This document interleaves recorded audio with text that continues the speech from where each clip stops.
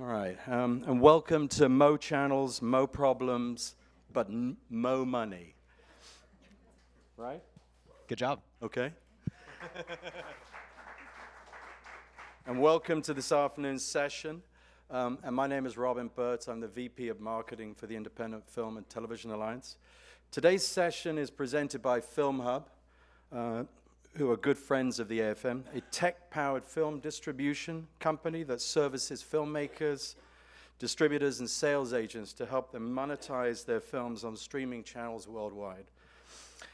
They would love to chat with you after the event. They are on the 8th floor. They do have exhibition space, so they're happy to talk to you about your films. I'd like to introduce our moderator, who is Alan Discragnol, who is the CEO and co-founder of Filmhub. Alan is a Brazilian-American Wharton graduate who honed his entrepreneurial skills leading teams at Square and Intuit, and served on the executive teams of 2 successfully acquired startups. When he's not driving Filmhub's global expansion, he can be found in Lake Tahoe skiing and mountain biking with his dog Rio. Definitely a great name for a Brazilian dog owner. You can visit him on the 6th floor. He's here today. Alan. I give you Alan. Thank you very much. Thank you. Thank you, everybody. Great to have everyone here. I'm very excited to be back in person here at AFM. It feels good. We were just at MIPCOM a couple weeks ago, and it's really just great to see people in person and connecting and doing real-life human things. I know we live in a world of film and TV, but the personal touch is lovely, so thank you all for being here. So the goal of this panel today is, as I think about this, we now live in a world of thousands of streaming apps, fast channels, endless supplies of content, which has led to a horrible customer problem of discovering content that people want to watch, and leads to headaches for distributors, sales agents, and producers as they try to figure out, how do I get my films to these thousands of streaming apps? It's super hard. I can't scale. Metadata is different in each one. So at the end of these 45 minutes, we hope you have a clear idea on how to execute on distribution in this world. Can I get a show of hands in the audience of who here's a producer or filmmaker? Okay.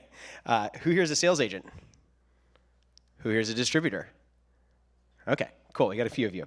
Awesome. Thank you for that. It's helpful to understand just who we're speaking to a little bit and who made it here. So with that, I'd love to kick it off and introduce our panel here. And I'll leave it to Amanda first to introduce herself and give an overview. Great. Hello, everyone. I'm Amanda Oleson. I'm a strategic partner manager at Samsung Electronics. I'm on the media ecosystem side, so I'm managing the AVOD and the FAST standalone apps. I'll pass that off to you. My name is Alia Daniels. I am the co-founder and chief operating officer at Revry.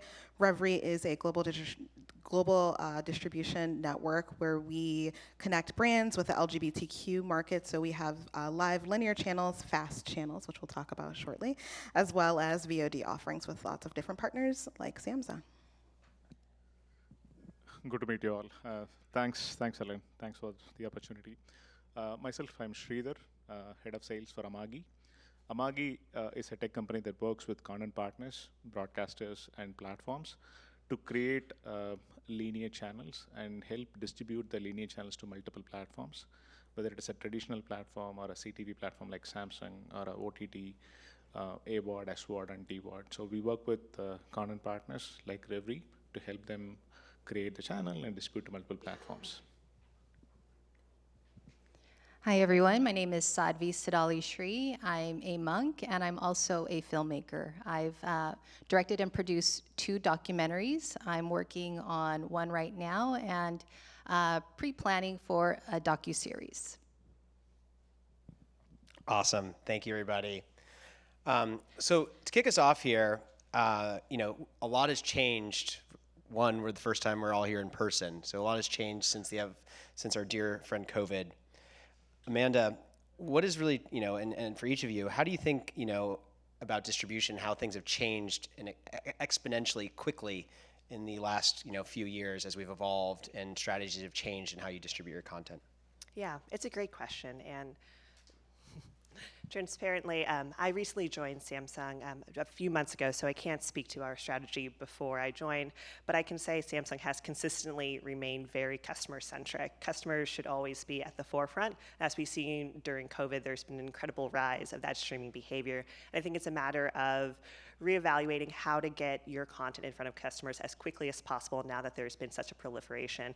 And that really depends on looking at audience trends across your platforms, across your films, and then also determining how you can make that ease into the content as easy as possible and experimenting with new forms that you might have been a bit hesitant to before, just as there is such competition now out there.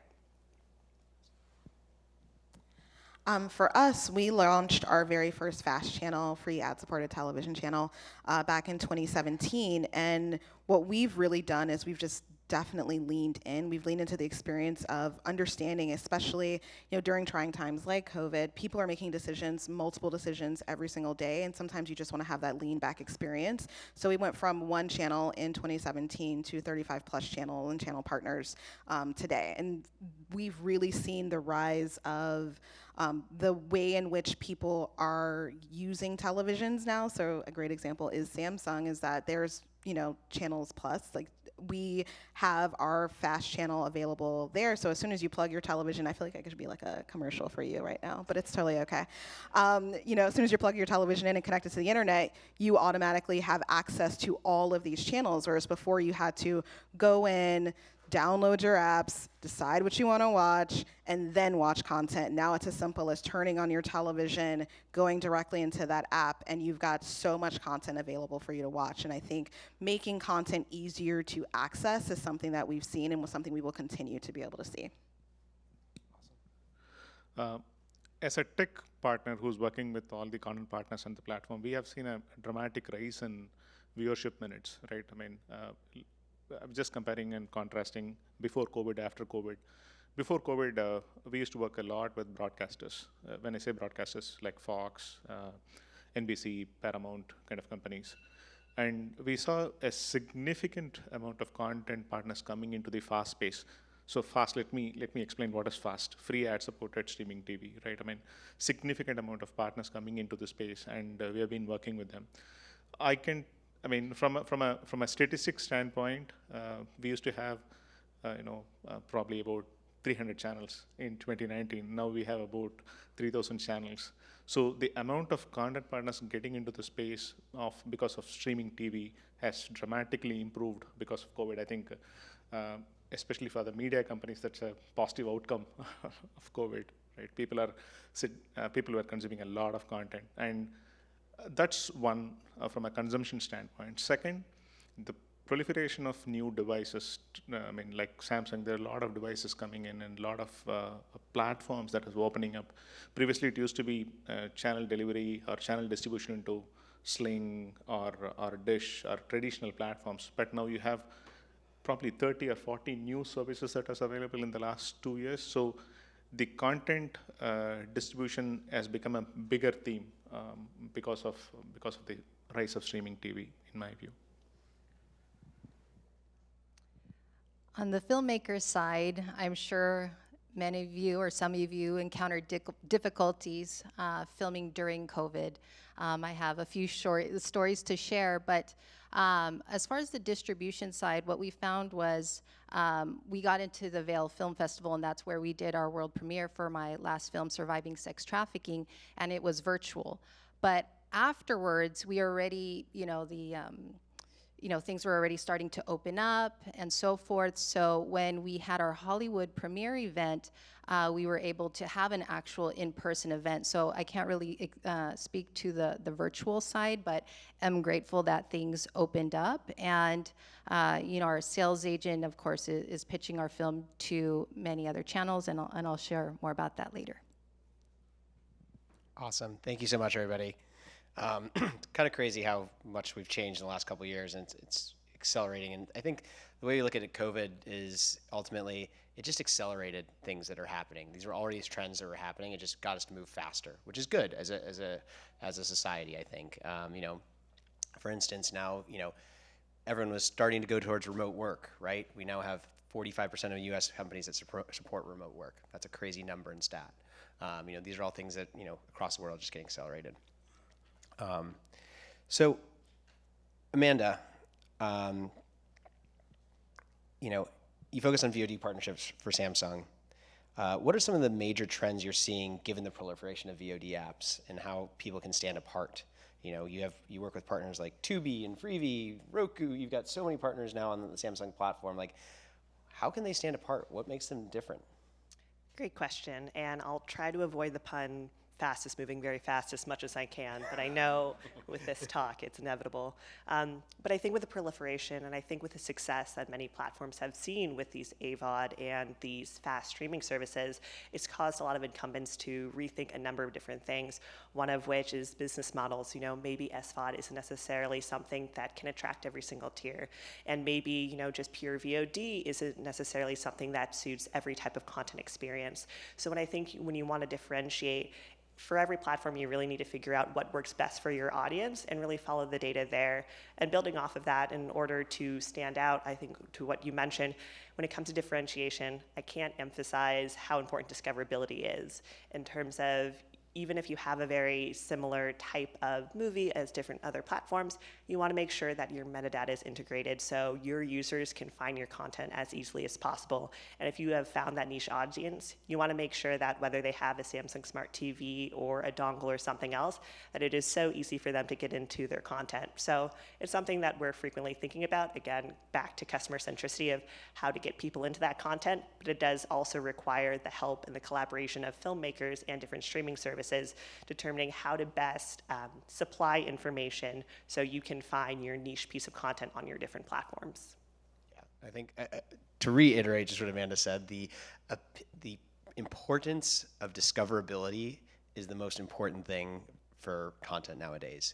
If you are, you have one deal with a small service that is buried 3 apps deep in an EPG, it's very hard to find that content. You need to be front and center, and that's the benefit of being there. And so I think one of the important things that platforms like Samsung are working on helping make that easier in discoverability. When you open your Spotify, for instance, in the music world, right, you have every single song you want is at your fingertips, right? When you want to go find a film to watch, I think we all know how that goes. Alia,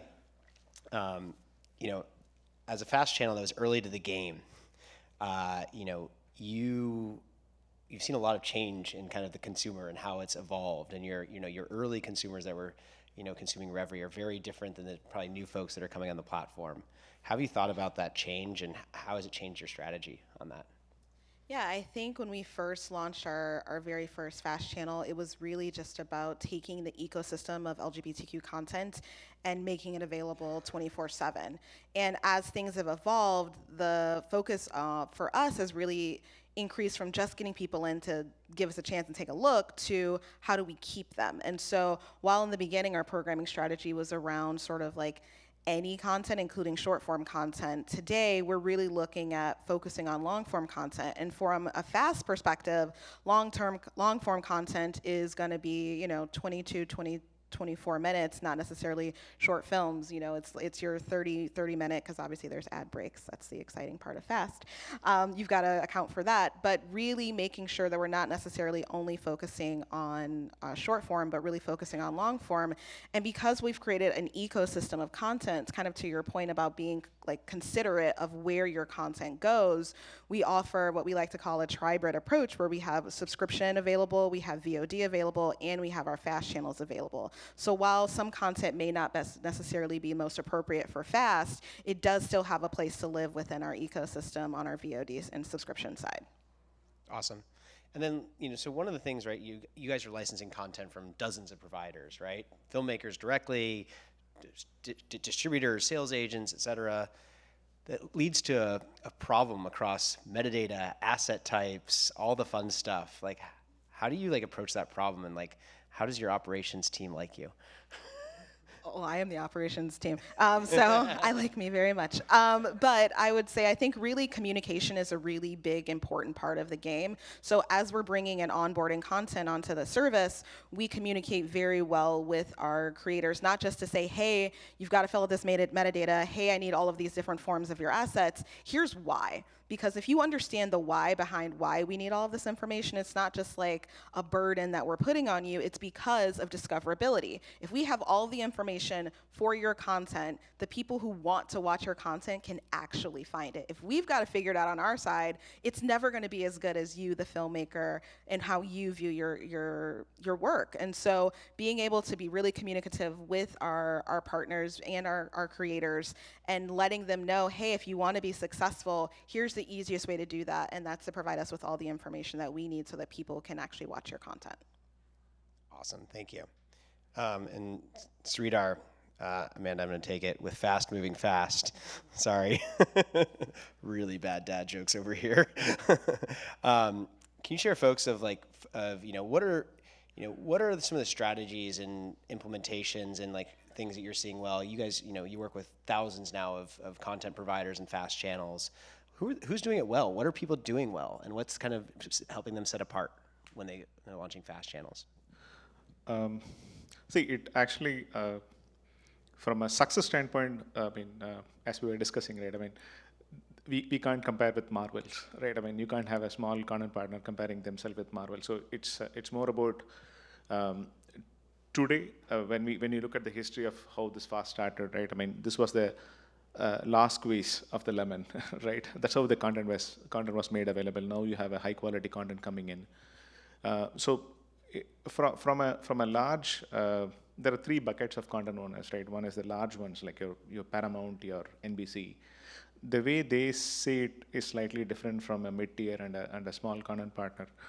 So for all of them, ad-supported streaming TV has been a boon. It's a new area, new avenue for you to make revenue, and there is significant amount of subscription fatigue right now, right? And this is one more new avenue for you to make money. And the other one is from a cable subscription standpoint, there is significant drop in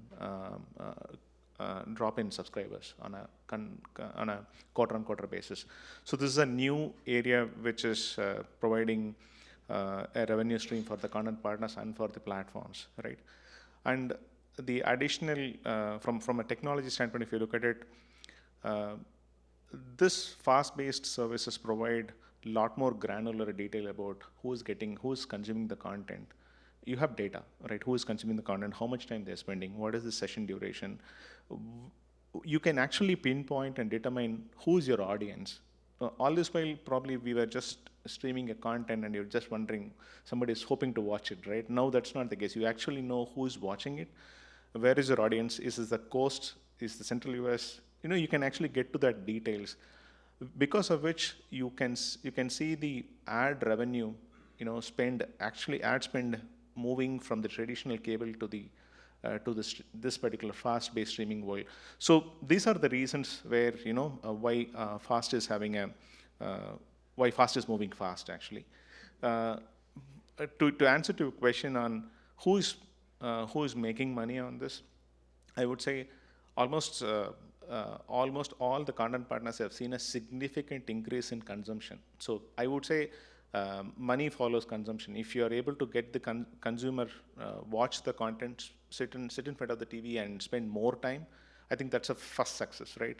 Then the dollar follows, because ad will follow the viewership, right? So I can give you a lot of examples. From Fremantle to Bunny J, from a big guys. At the small end, you have niche content partners. I've seen a lot of niche content partners just with 60 hours of content. They're running phenomenal fast channels, right?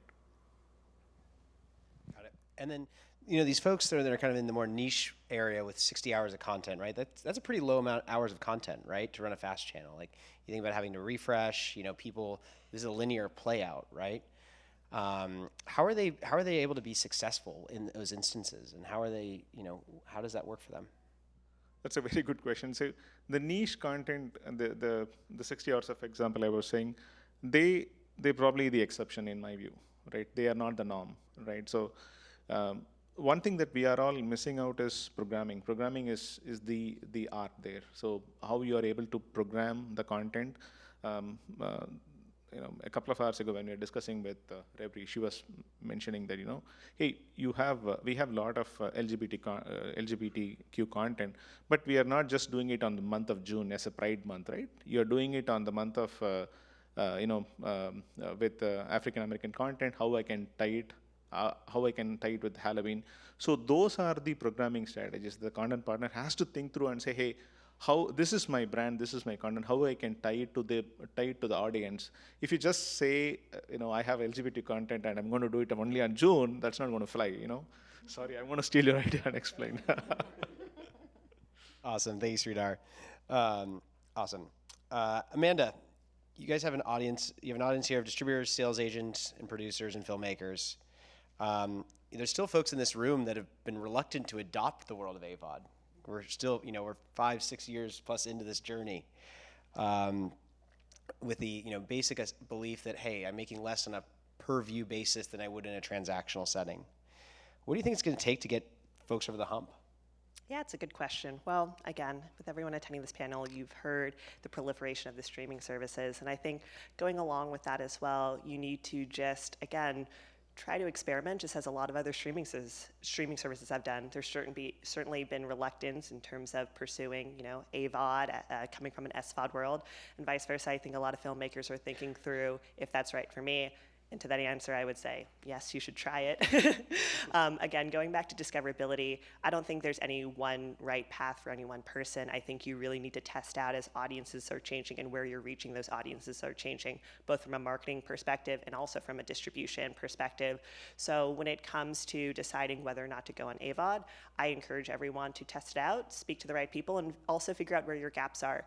Maybe it's a situation where you don't have a great relationship with an end streamer or an AVOD player, in which case I think there's some great distributors out here who would love to speak with you.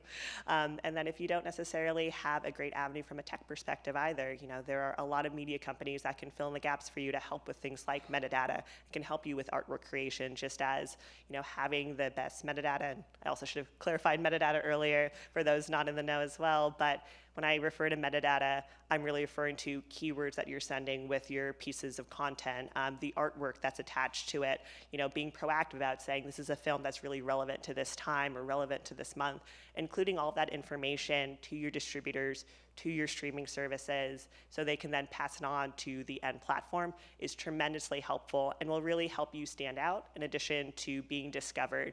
And working across your social media platforms to really have that get out there will be really helpful, because you never know where your audience might be finding an ad for something and what TV they might have at the end of the day as well. So test it out. And again, as you've seen, things have been growing very quickly. So I think there's no reason not to at least experiment to see what future success you could have, especially with collaborating with so many other apps. Awesome. Great comments. It's perfect transition to Siddhali. Siddhali, you've taken, speaking of being proactive and making sure you're pushing things, you've taken a very proactive approach to distributing your titles across different channels, licensing models, even distributors. Can you share a bit more about your strategy and your thoughts behind it? As filmmakers, it's the journey to complete the film. That's a very hard part. And then it's the second half, which is trying to sell your film. When I pitched our first film, Stopping Traffic, to one of the top sales agents in New York, they came back with, well, it's not commercially good enough. Like you can't really sell it. And so I got super bummed, because that's not what I wanted to hear. I wanted to hear, this is a great film, we're gonna pick it up, and these things. But then I realized that I have to take a why not approach. And the why not means do what is impossible for a beginning filmmaker, and think big, dream big, but be willing to put the effort. And so following after the film festival route, we got a producer rep for our film, and then we got connected to Gravitas, and I learned through many things, but I was able to explore the theatrical side. We went with AMC Independent, and we led that. We decided to keep our educational rights, and we used Collective Eye, and then of course Gravitas took the rest. And so I'm being specific because we tried different things. I decided I was going to keep non-US rights because I thought I can handle going to the globe, or we'll find somebody. But I really regretted that because it would have been better to find a sales agent to take care of world sales, but I thought I could handle it. Learning from all of that, for surviving sex trafficking, that was a completely different approach. So we did our own theatrical. We used 8 Above, and we partnered because our films are cause-based. So it's on sex trafficking. We started a movement, and so we decided to partner with nonprofits across 20 cities. So we had a 20 city theatrical release that we managed. We got a sales agent, and hear this. So I went through AFM's list of all the sales agents that attended last year. I went to Sinando. I was trying to find the sales agent that was going to represent the film. And I started getting offers, and something didn't feel right about the offers. So something to also consider is a Facebook group called like predatory distributors. Just be careful of them because their offers are scary, and you can kind of dissect, who are, based on other comments, what deals are good or what's good for you and so forth. So it was a great way to realize that the offers that came through were places not to go with. So just be careful of where you put your heart and your film into. And so fortunately, going into the group after spending a month sending all of these emails, somebody had posted in the group about Espresso Media, and they're based in the UK, and they focus on documentaries. And it's a women-led boutique group, and I thought, wow, cool. And I saw a fellow filmmaker, her film was with them, so I thought, okay, super legit. And so we went with Espresso, and I didn't have to give away 10 years, with rights to the film. It was only a few. And they asked only for TV and subscription, so SVOD. And they took worldwide rights, and I kept TVOD and educational as well as theatrical on the US side. And so with that, Espresso pitched all the major streamers, and of course I'm hoping for like Netflix, come on, Hulu, right? I'm looking for the big guys, and unfortunately they all passed. However, we started getting deals like A&E Germany, A&E Austria, the History Channel, Sky Italian. I'm like, oh my goodness, this is so amazing. And through that process, of course, doing the hard work, you have to market your film. You have to reach your audience. I think you need to budget press because that all helps in raising kind of, I guess, the credibility of your film that makes a big distributor want to pick up your film. And so what's interesting was we did our 20 city theatrical. We were featured on Good Morning America, got CNN placement. One of our executive producers is Alyssa Milano, so that helped a lot with her backing the film. And I asked our sales distributor or sales agent, hey, can you go back to all the big people, and can you repitch our film? And so at the very end, Stars came in and picked up the film. And so that was a huge deal for, it's weird to even consider myself a filmmaker. I'm a monk first, filmmaker second. So to land a deal and then, having Filmhub take up the TVOD side, because that's also a lot of work, what they were talking about. You have to prepare the key art, you have to prepare your keywords, you have to have the best synopsis, you have to give them the materials to work with so that they can sell your film. And so, so that's been tremendous. And speaking on both films, with the companies we went, we have good reporting, we get paid, and everything's been working out. And but it's a learning process. And so with For the Animals, I pitched our film to Espresso, and they actually passed on us. And I was like, oh, that's a bummer because we have a good relationship with surviving sex trafficking. But in turn, I went to another partner that I've been comfortable communicating with, Filmhub, and they just started a spotlight program, which they pitch to the big streamers. So I don't know if we're allowed to talk about that yet, but it was just, but it was just something that I wanted to ask because Filmhub already pitches films to different channels. So I was just curious, do they pitch to the big streamers too? And apparently now they're starting to. So, so I'm grateful to be a part of that. So with the strategy, it's, the willingness to work hard at it, to believe in your film and to dream big, because things can happen when you have that clarity, your goals, and you're willing to do the hard work. Thank you so much for that. That was great. I think the biggest thing when I talk to Siddhali that I realize is like, woman's got hustle. Like, you realize that like the day that film was done and in post, she was just getting started here. One of the amazing people I work with, Robin Klein on our team, she says, if you haven't gotten 4 no's from Netflix, you haven't pitched Netflix.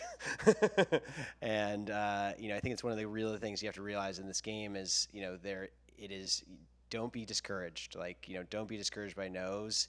Your passion shines through, and that's one of the really important things that I think is really important. Keep going. Awesome. So with that, Alia, I think one of the things that's super mystifying for a lot of this audience is everyone hears about the proliferation of FAST services, and they see Revry on LG, they see Revry on Samsung, they see Revry everywhere, but it's your channel, but you guys have to have partners that help you get there, right? Can you kind of explain how you guys are utilizing technology providers, like the frequencies, the Amagis, the Whirls of the world, and kind of what that means to a FAST channel, and just to help demystify that for the room here? Yeah, so we use Frequency. We were actually one of their very first customers. And Frequency is a technology that allows us to create the playout for our channels.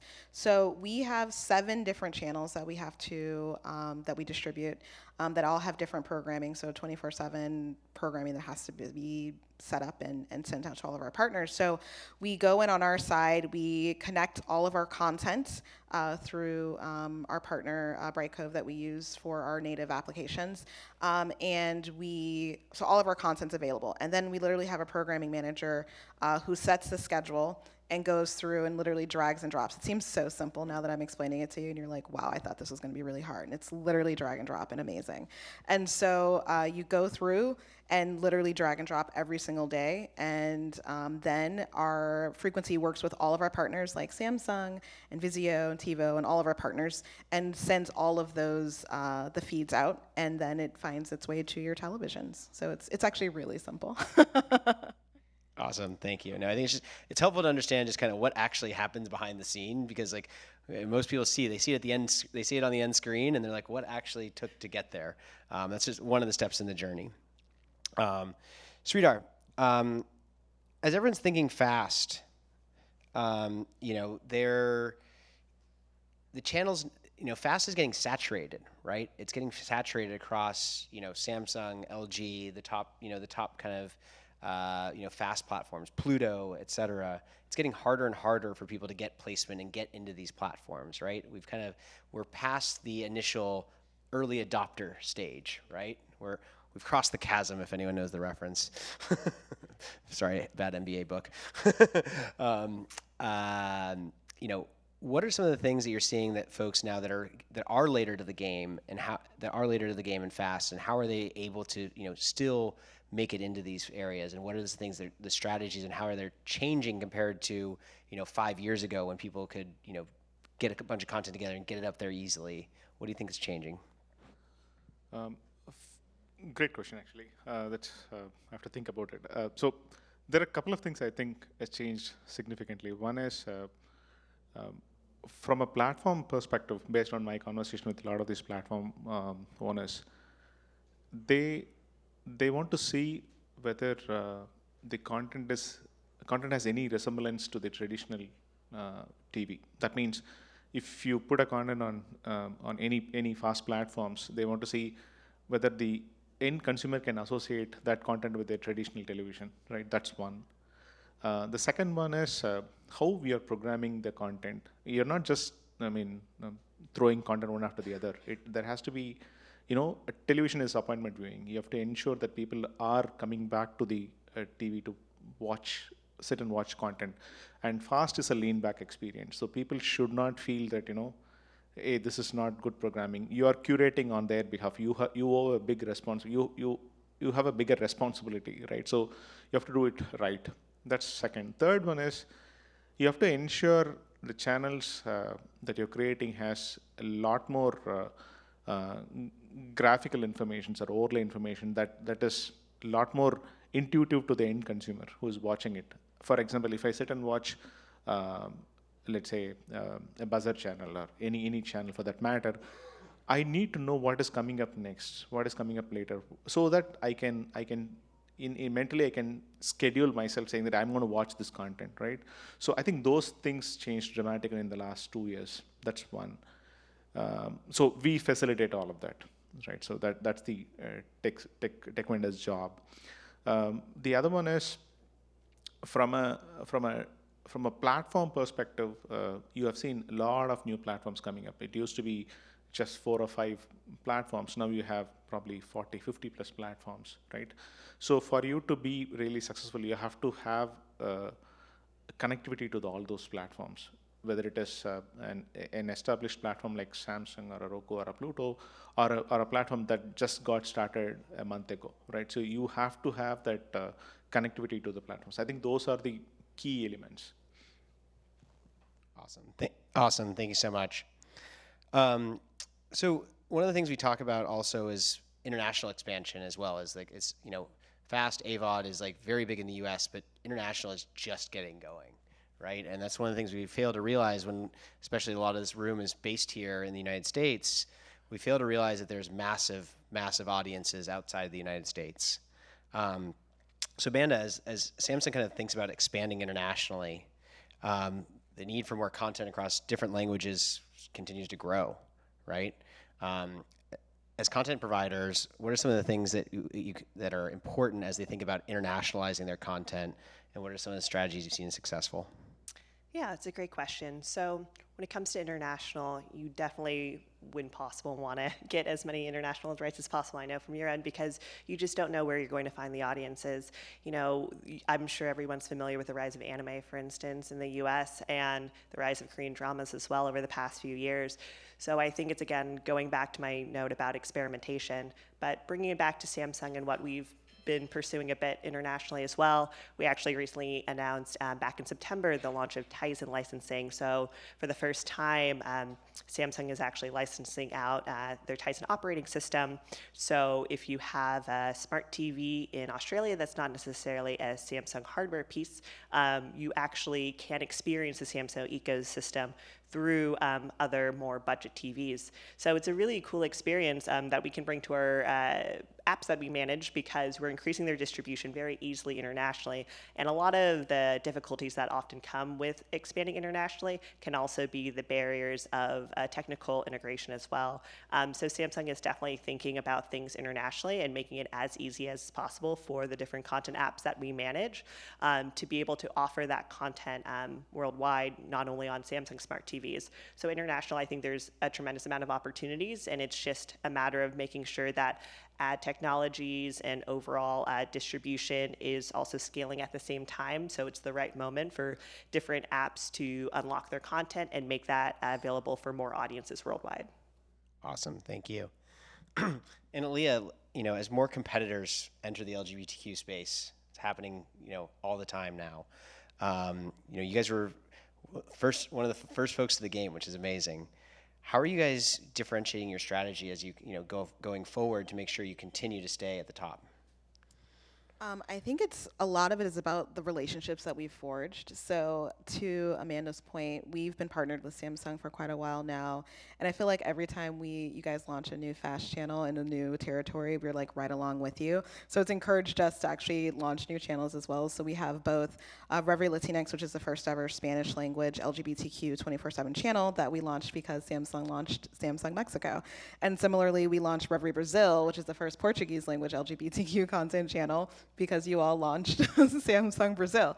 And so, because we have such deep partnerships with our partners, because we've really established ourselves as a place where you can have a holistic experience with LGBTQ content. We have films, we have television, we have music, we have, we always like to say that the LGBTQ community is a community of communities. It's not one specific demo. And because of that, we really highlight and champion a lot of the voices that have been left out of the conversation of LGBTQ media. And because we do that, we've garnered respect, and we genuinely are connected with the community and speak with the community. And so while other folks might pop up, we've developed really long relationships, not just with our consumers, but with our partners as well as with brands. So we've worked really closely with Lexus since the very beginning of our launching our channel. We've worked very closely with McDonald's since the beginning, and we've really developed these deep partnerships with partners who believe in what we do and have doubled down with their investment in us. Awesome, thank you. Leads to my final question here for the panel for Siddhali here. What Alia just said is the importance of building partnerships and staying relevant as partners that grow and expand, right? Siddhali, how do you think about, as, one of the hardest things as a filmmaker is staying relevant, right? Staying relevant in the eyes of your distributor, of your sales agent, of your audience even, right? How do you think about that, and what are the strategies you're employing to make sure that that your film is evergreen, right? This is a constant issue. These films are not films that have a shelf life, right? What are you doing to really fight and make sure they stay top of fold? Great question, Alan. Once you secure your first deal, it doesn't end there. Always hard work. Even to today, I'm still talking about stopping traffic. What I'd say is, I'm in constant communication with Espresso and Filmhub because I'm constantly letting them know what I'm up to, and because that conversation continues, they're letting me know when there's new channels happening or where there's new opportunities, or recently when we got acquired by A&E Germany, they reached out, can you do an interview? So if I was the filmmaker that kind of just laid back, oh, deal is done, gonna make a bunch of money, then I think that's the false idea. You have to be engaged because you do want to stay relevant. You want to have that relationship where you can still approach them with other, films that you have. And even some of my friend filmmakers now, they're making great films, but I'm also offering now to be a connection to Filmhub, to Espresso, because I have a great working relationship with them, and I also want them to be successful. So, also Filmhub and Espresso are saying hey, I'm also trying to drive them some business with great filmmakers too. So it's really important to always keep engaged, to use social media, use the press, put that effort out there, because people are not going to know about the work you do or the films you're working on. So you don't want to be that one-hit wonder. You want to create a name for yourself. Okay, well, what's next? What are they up to next? What cause are they going to focus on? In our case, and so we have a couple of films potentially going to be in the works, and because of the relationships, I have that confidence. I don't feel like I have to do that groundwork at the very beginning where it was very daunting and scary, and the rejections are painful. It's fostering those relationships because you want to be successful, and of course you want to help them be successful too. Awesome, thank you. I think to wrap that up, I think the biggest important thing that Siddhali shared here is you have to realize that getting a film out in the world takes an army. It really does. Everything from your pre-production team to your production team to your post team to actually monetizing it, right? You have standing up here, you have a filmmaker, you have a FAST channel, you have a platform, you have a technology provider to get on a FAST channel. It's it takes everyone here, it takes to get it out, and it's just a really cool to see this whole group come together and show what if you do things well and work together, it can really bring some awesome things. So with that, I would love to turn to the audience for questions. We've had a QR code up, and I understand there's a couple questions already that have come through. I think Luis or somebody's going to run around with a mic. What? Oh, Luis is going to read the questions. Awesome. Okay, never mind. Apologies. All right. First up, we have Jeff, who asks, Alan, you spoke about discoverability. I call it marketing. What can filmmakers realistically do to make their individual films discoverable and stand out in this vast sea of content? Yeah. Why don't we, Amanda, I think you touched a lot on this. This is, Amanda's been working on some, Samsung's been working on some amazing things on this, so I'll leave it to her. Yeah, feel free to jump in as well. But when it comes to discoverability, or marketing rather, I've witnessed incredible halo effects across many different moments in my career of just, it's not all on the pressure of just a streaming platform or just the end distributor really to market the film. Of course, there's some large opportunities that get the most amount of attention, like a top hero image when you log on to a TV. But outside of that, to get to that end place, you need to think about the journey of how you yourself are finding out about films. Of course, everyone loves to have the natural water cooler conversation, but that's difficult to do organically. So I really encourage everyone to check out different social media services, because where your audience might be consuming content and ads might be changing from one day to the next. And I think it's a matter of really determining and narrowing in on who your audience is, what they enjoy, and why they might want to watch it. And I think what's helpful to think about too as you're starting to evaluate your strategy is, how are you finding content yourself? Is it because you really love one actor and you want to go through their back catalog, which ties into the importance of unified metadata? So when you're on a universal guide, whether it be on Samsung or another platform, you can search for an actor and that pops up. Or even from a metadata perspective of the artwork, and making sure there's a consistency across that same audience. So if you really love clown horror movies, if that's your thing, making sure that's as clear as possible in the artwork that you're sharing on social media to that niche audience, as well as providing that to your distributors and to the end platform to make sure that that audience has a very clear buy-in of, I know what I'm expecting, I saw something about this, and I really want to have that entry point in. So, I do believe there's amazing halo effects that can happen when one actor is trending, whether it be on a social media site or because that actor is mentioning that their content's now available. And I think it's experimenting with that for all of your different audiences and all of your different pieces of content, because then that becomes an advocate for that streaming service to say, hey, we should pay attention to this title. It's doing really well in our service, and we think this could be a good one to promote as well. So I think it's really not necessarily focusing on, I really want to be in that first spot. It's thinking through, okay, how can I grow the scale from just the title level to make people care about it that would really love to check this out as easily as possible? Yep, awesome. And a couple other things I would add. One of the biggest things you talk about discoverability and marketing, it's simply just access at the very basic level, right? I give the very simple example of, thinking about yesteryear. If your film was only, and this is like easier because you think in a physical world, you think about what this, if you only had your film available in Blockbuster Video, but someone lived next to a Hollywood Video, what happens when you're only in one of those? There's no chance. If you're a filmmaker and your film is only available on Tubi, but guess what? The person you actually want to reach is on Roku. You've missed an opportunity. And so the number one most important thing is being everywhere potentially to even give yourself a chance of success is really important. And I think that's one of the big things that's changing and evolving a lot. We have a proliferation of streaming applications, right? And that's a very important thing to think about. And then the other piece that I always recommend to filmmakers as well is ultimately you got to stand out. You got to find your unique hook. You have to find that.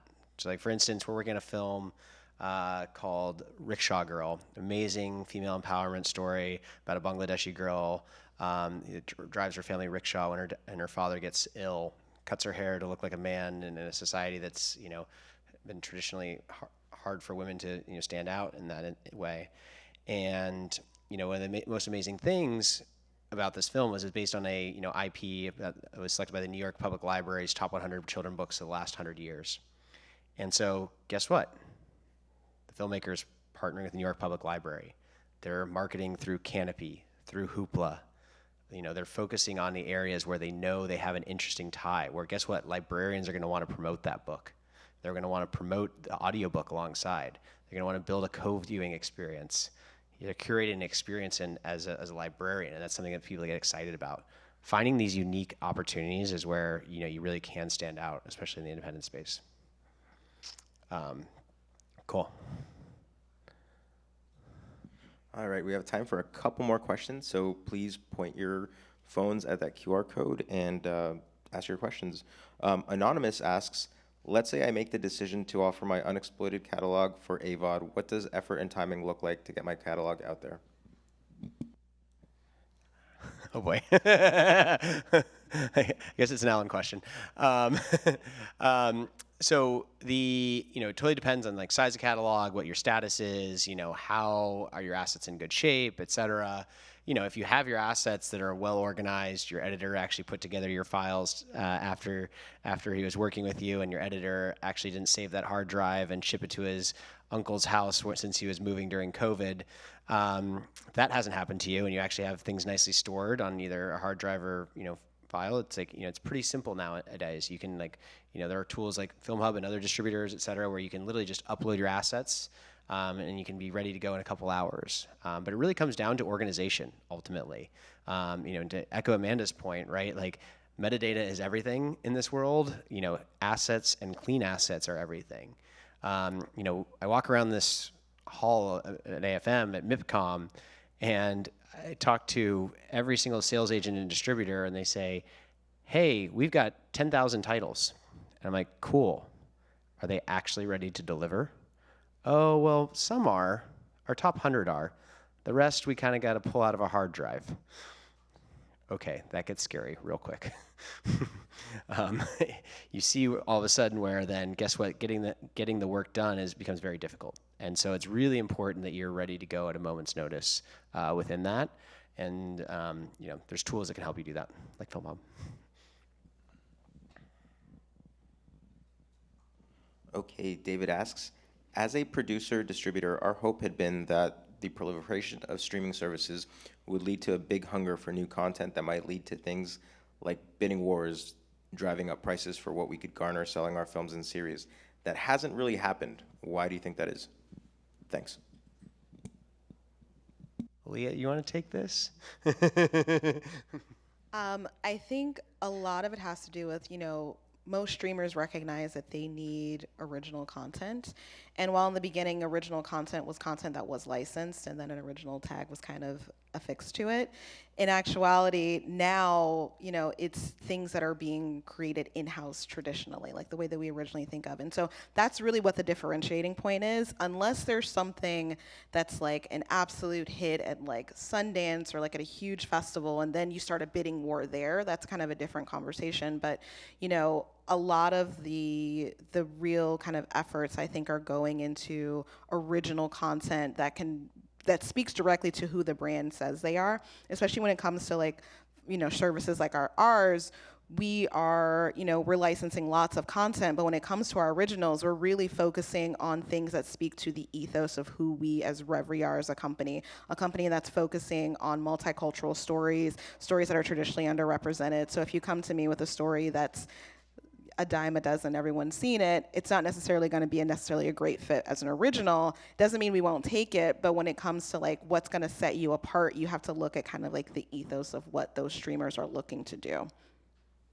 Awesome. Yeah, I think, sorry, yeah. Sorry. Good. Just to add, from a FAST perspective, if you look at any of these platforms today, we have probably about 300 to 400 channels in the EPG. You don't have more channels. So it is really hard for a niche or a niche content owner to, like, let's say I have an anime content, probably I have only 40 hours of content, I want to build a channel and make it available. It might not find the space in the EPG because it's not what the most popular content or the audience are going to consume, right? So EPG itself is kind of a barrier today, right? But going forward, technology might take it to a state where you might have a personalized EPG.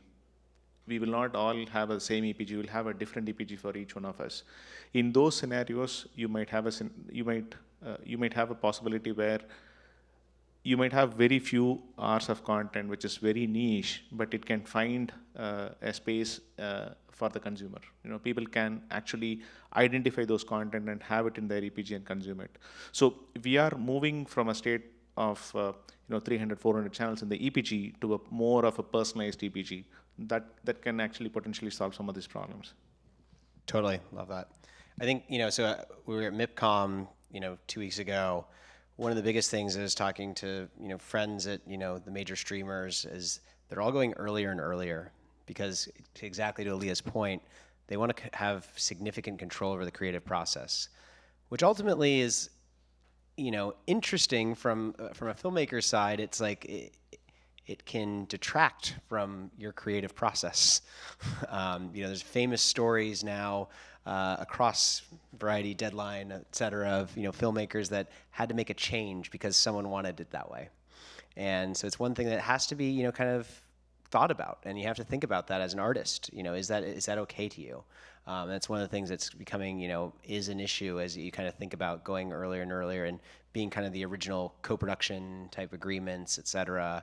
So it's one thing just to be, the bigger deals are going that direction, but always be cautious and think about, hey, is this exactly what I think it's going to be? And be very honest with yourself and be very honest and say, hey, if that scene got changed, would you be okay with that? And I think that's one of the things that people need to really, think about a little bit. Yeah. Luis, do you have time for one or two more? We have time for one more question, as long as we can answer it. I won't say fast, quickly. Dennis asks, percentage-wise, in the US, how does a film's revenue from AVOD compare to revenue from SVOD? I would love Alia to answer this one because she has very interesting thoughts on this, I think. Yes. So because I'm putting you on the spot. Yeah, you really are. Like That's cool. That's all right. Yeah, so because we have all three, so we have SVOD, we have AVOD, and we have FAST. For us, our focus, I'll put it this way, our focus is on FAST. That's where we see most of our revenue. Like, majority of our revenue is through FAST. Again, consumers are getting used to watching content the way that we kind of all grew up with, which is that lean back experience. So more and more opportunity for revenue that way. AVOD, yes, as well is an opportunity, but when it really comes down to it, I think FAST is the easiest and the way to actually get more revenue than anything else. That's the best way I can kind of put that. SVOD it's still a part of the business, but really when you look at what is happening in the market, FAST is everywhere. We're seeing all of the big streamers who had some only an SVOD component recognizing that they have to get into the AVOD space because they have to be able to truly compete. And now that there's so much content available from an AVOD and FAST perspective, they have to make content available. So if you can get a situation where you have an AVOD or FAST component in addition to a deal with SVOD, I think that's the best way to do it. Siddhali, some thoughts in from your side? Yeah, as far as like SVOD and AVOD, going to Stopping Traffic, our first film, so we released that in 2017. We had an initial spike in sales, and then it got quiet, but we were still receiving a check every 3 months, and then suddenly, how the windows kind of come into play, and then AVOD kicked in, and I was like, oh, AVOD, so. We actually saw more revenue come in through AVOD. With Surviving Sex Trafficking, I can't comment yet because we're in a different window. But our own marketing helped with TVOD. We'll see, how AVOD comes into play, so I can't really speak to that. But all avenues need to be considered, not just one route, and be willing to go through all those channels. Amanda, do you have any last thoughts from seeing all the sides? Anything to add? Okay, awesome. Well, with that, I would like to say thank you to all of our awesome panelists. You are all awesome. Thank you so much. For those that want to stick around, I had a lot of questions about Filmhub. I'm going to present some slides on Filmhub, but I really want to say just once again, thank you to the panelists here. No pressure to stick around if anyone wants to. You're more than welcome to. But thank you to everyone that's here. Thank you.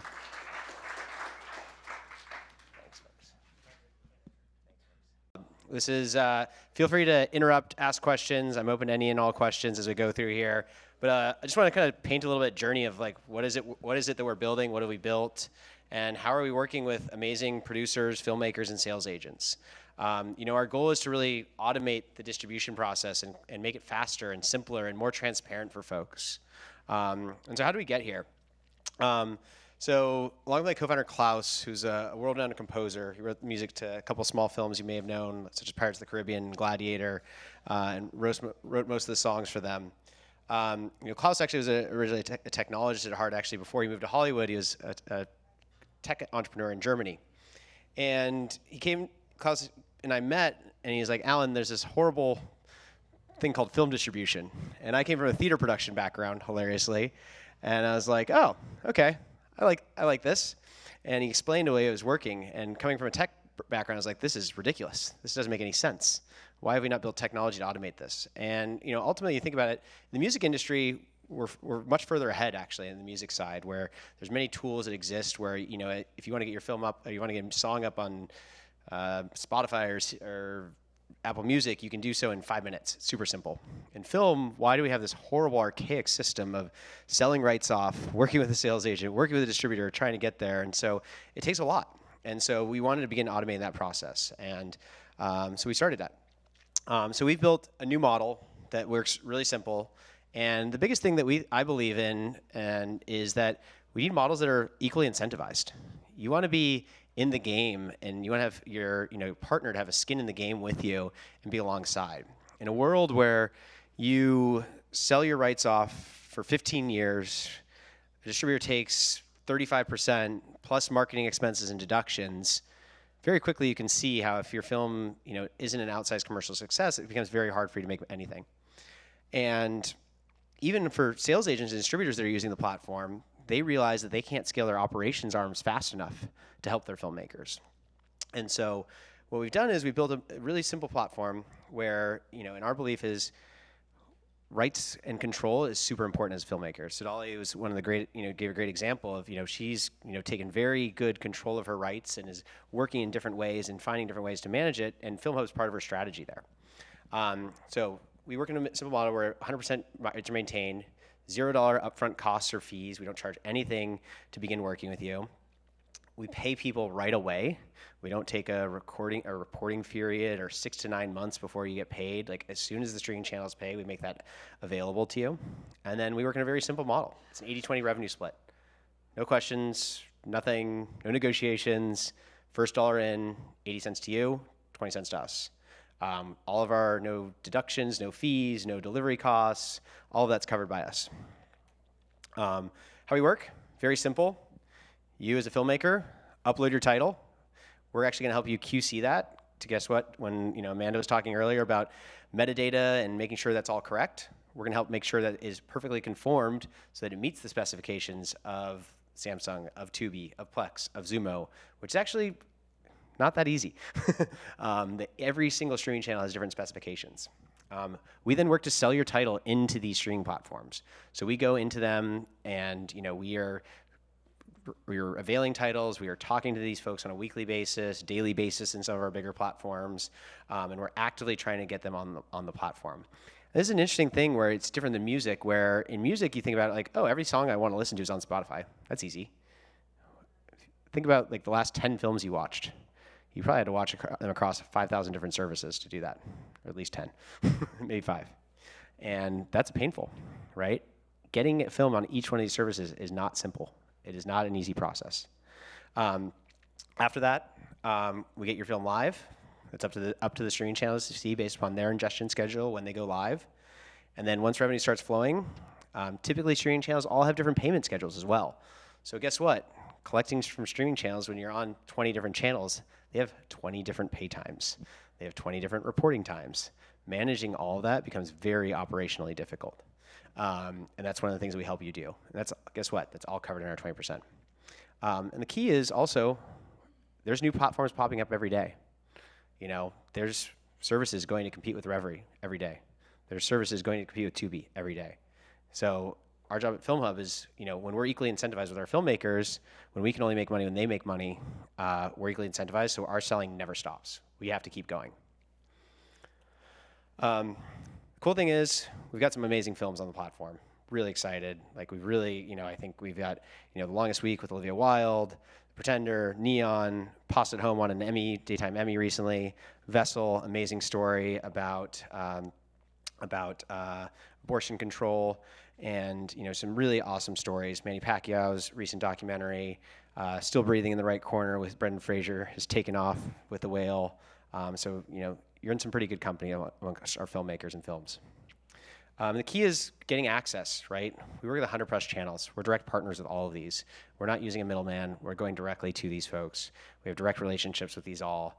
And that's one of the key things, is really getting closer and closer to the revenue. It's really important within that. It's one of the important things with that. So some quotes that I love from some of our filmmakers. You can read these. That's kind of the basics of Filmhub. Any questions that people have, would love to answer. Any questions about distribution, anything? I've got a couple more minutes here. Yeah, sure. I just want to say, I already have a Filmhub on your Filmhub. Awesome. And I've had a good experience with it, so it's been very good. But sometimes it seems like the lifetime when they pay sometimes takes like 30, 60, or 90 from the other. Yeah. So That's what I noticed. yeah, different channels have a different perspective. So, one of the things is a lot of, what happens is a lot of people are collecting money from advertisers. And so when they're collecting money from advertisers, their advertising partners pay them late. And so, yeah, exactly. So they take 90 days. They've actually been a little faster recently. They've almost gotten down to 60. But they contractually say 90. And because, guess what, they have to collect money from the advertisers before Tubi gets paid. And so it's, once again, it's just further and further down the funnel. So I'll give you a testimonial, because I had another film with the distributor before. We got nothing from that film. And from our film already with Filmhub, it's done, we're doing very well. And I'm going to give a little plug. It's a special needs film for my daughter who has Down syndrome. So it's like Rain Man, basically, with a young lady that's a up-and-coming, whatever, socialite who has to take care of a Down syndrome girl. Awesome. So that's the type of film, and I really appreciate working with you. Thank you. Thank you.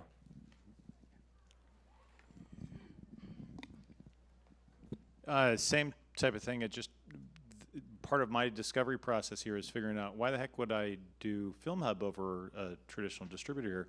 And your story here is very intriguing. So I'm just curious, how would you answer that question, going with one of the traditional distributors here versus taking my film and placing it with you guys? Yeah. The things that, I always say, you need to actually, if you decide to go the more traditional distribution route, you need to really investigate what that means, right? So a couple of things, right? There might be distributors that focus more on theatrical releases, right? There might be distributors that focus more on, physical media, right? And so some of those, like, you may say, hey, I want to do that all under one roof. And we'll say, great, we don't do physical. Handle that yourselves. But you may say, you know what, I want to hand it to one partner that does all those things.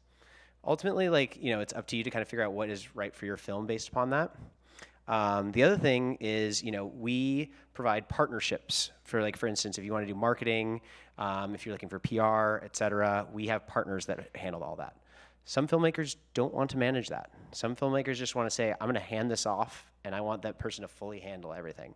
Not everyone has the resilience that Siddhali does.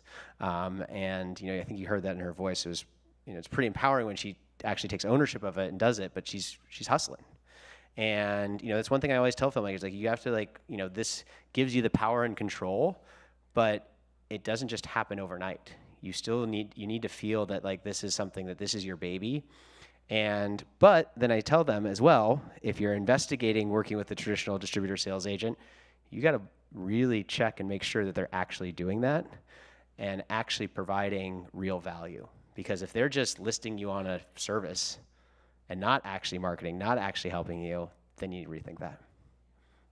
That's always my pitch. I stole the microphone from my friend here. I love your platform, first of all. Actually, some of the distributors are probably putting it on your platform. Yes, many are. I know that. Okay, on one of your slides, you said, then we sell your film we do the sales thing to the platforms. Mm-hmm. So are you talking about curated? When you say sell, do you actually have to sell, or do you just place the film on whatever platforms are non-curated? And then obviously you're dealing with some curated ones, so you might have to do a presentation. And how do you pick and choose which platforms you should put a particular film on? Let's say I want to be on every single platform. Is that something that you choose, or do I pick that? Yeah, great question. So ultimately, one of the things that, why do distributors exist and why is this whole thing, you know, there's over 100,000 films made every year, right? And each streaming platform has a different curation style, different audience, different methodology of thinking about how they interact. I won't necessarily say they're all correct or I believe in all their methodologies, but they have different beliefs. And so one of the things we have to do is we have to interpret that. We have to work with the buyers at those services, and we have to act as kind of like a first barrier for them within that. And so that's one of the things that they utilize distributors for. And so within that, yes, we do have to use data. We do have to use performance information. We do have to compare artwork. We do have to compare.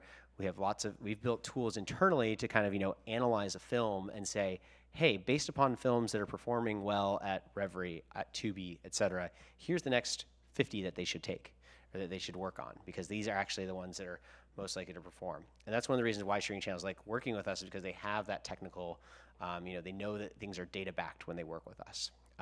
But yes, we do have to help them work through and figure out what are the right titles for their service.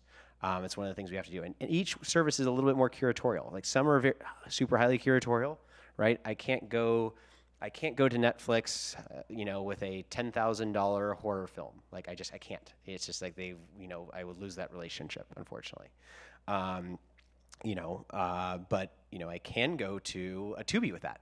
And I know that, like, hey, guess what? That $10,000 film may actually return $40,000, $50,000 if it's good on Tubi, because that's where the audience is for that film. And those are things that, ultimately, like, each service and where their audience is different. Yes, you want to be as many locations as possible, but, it comes down to where the audience is, as well as is that service wanting to, go after that audience. It's one of the pains. Hey, Stephanie from Portland, Oregon, and I have heard nothing but great things about Filmhub, and so it's really exciting to hear about your business model. I would like to know, if I bring a picture to your organization, what are some things that the producer filmmakers can do to make your job easier? Oh, good question.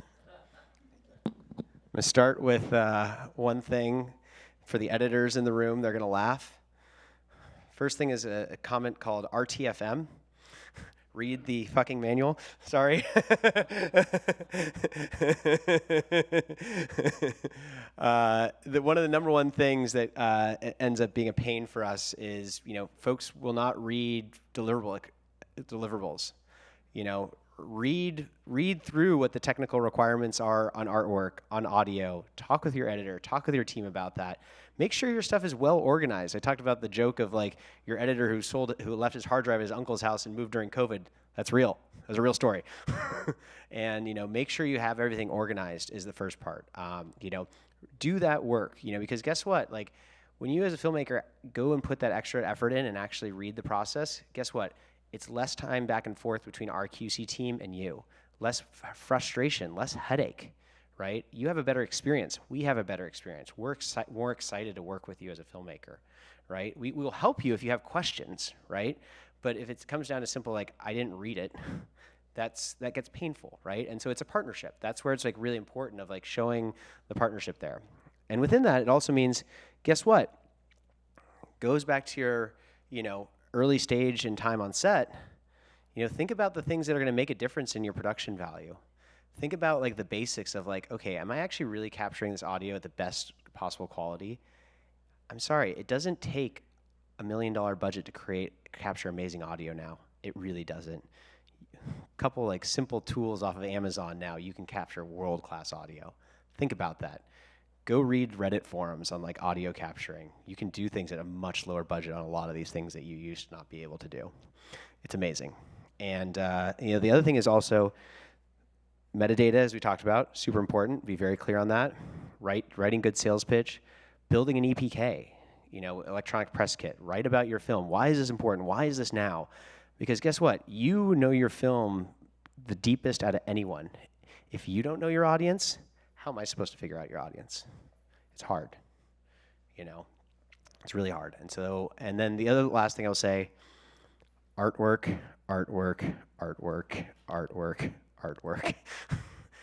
guess what? Your artwork matters. It's the one time you have to sell your film. It's one time you have to sell your film to a streaming service, to a consumer. It's all that matters. If your artwork has 5,000 names all over the front of it, it has small pictures of folks, it has things that are not clear, there's no one anyone's going to watch that film. Because guess what? There's a film right next to it that's 10 times better artwork, and it may be actually 10 times worse than your film. But if you don't give it that chance, you've messed out. So there's a couple of things. Yeah. All right. Quick question, if that's all right. So obviously you do long form, but do you do short form as well? And then beyond that, do you do TV? We do shorts, series, and films. Okay, and then what genres are hot right now that you're finding? What's selling? Horror, comedy, drama? It depends. It depends totally on the streaming channel, right? Like, a lot of people say, oh, documentaries never sell. Well, guess what? Documentaries are crushing on Freevee. Documentaries are not crushing on Tubi. It really depends on the audience and where they are, And so, like, for instance, people say, like, LGBTQ content doesn't sell. Well, guess what? If you're getting on Revry, you're making lots of money right now. It really depends on the services. I think the key is, the number one thing I tell filmmakers right now is, guess what? The world of upfront licensing is going away. You got to remember that. We're in a revenue share-based world, folks. We are in a revenue share-based world. We're in a transactional world. We are not in the world where, unless your film is, honestly co-pro'd with a lot of these major streamers, where you're going to get, the few upfront license deals are fewer and further between. So you got to rethink your budgets, rethink them, slash them, cut them, call in favors, like everything. It's just like, that's the way it is. And guess what? It doesn't mean you're making a film that isn't as good. There is what you can make for a couple $100,000 film down to like a $30,000 film. It's amazing now.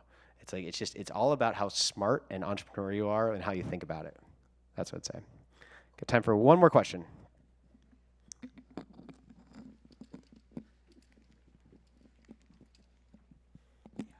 I was just wondering about any exclusivity issues, like if it's possible to already have sold a territory or assigned some sales and then still work with you guys. Great question. Siddhali's a prime example of that. She sold some territories. She works with us. I believe that we are a tool to be used by folks. We do not believe in long-term contracts. We do not believe in, long exclusive periods on our platform. Like, we carve out territories, right types, et cetera. We want to be an extension of you. You're an extension of your, operations arm or your filmmaking arm. So yes, we work with all of that. And if a streaming channel reaches out to us and say, hey, I want to take this exclusive, it happens. We will talk with you and figure that out. Does it make sense? The dollar signs, honestly, a lot of times don't make sense. For instance, there's some services that are like, hey, I want an exclusive on this. And I was like, okay, but it's across the other services it's making thousands of dollars. Like, unless you're 10,000, it doesn't make sense for me to help to even pitch that to the filmmaker. So, it varies. So, yeah. Awesome. Thank you so much, folks. Great chatting with you all. Feel free to stop by. Happy to answer any questions. Thank you.